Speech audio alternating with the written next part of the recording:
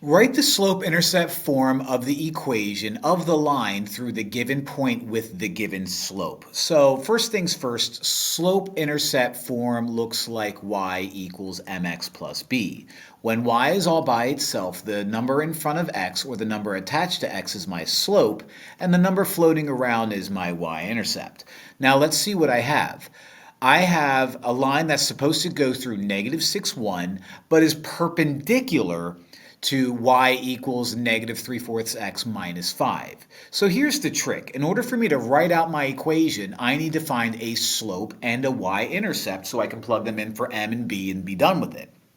I'm not given a slope. I'm not given a y-intercept. This is what I'm given. I'm given the fact that this line, the one that I have to create, has to be perpendicular to that line. Now, perpendicular lines have slopes that are negative reciprocals of each other. When I look at this guy has a slope of negative 3/4.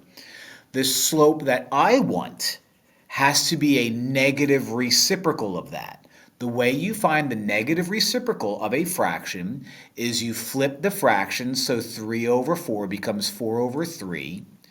And since this is already negative, you take the opposite of that, and that becomes positive. So the negative reciprocal of negative 3/4 is positive 4/3.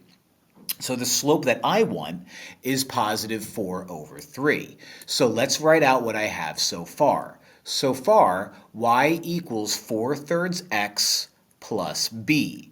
Now I have my slope. What I don't have is my y-intercept. How do you find your y-intercept? Well, you have to find b. I know that this is a point, and points are in xy form. So if I'm going to label u x and I'm going to label u y, when I find b, I can replace y with positive 1, and I can replace x, so 4/3, replace x with negative 6. And then we just solve for b. So 1 is 1.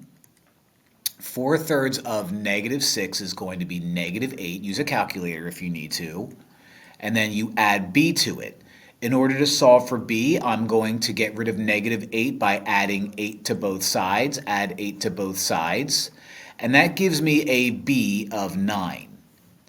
Now that I know that my equation so far is y equals 4/3 x plus b, and I just found out that b is 9, I can sum things up by saying y equals 4/3 x plus 9. And that is the equation of a line perpendicular to that guy and goes through that point. That's it.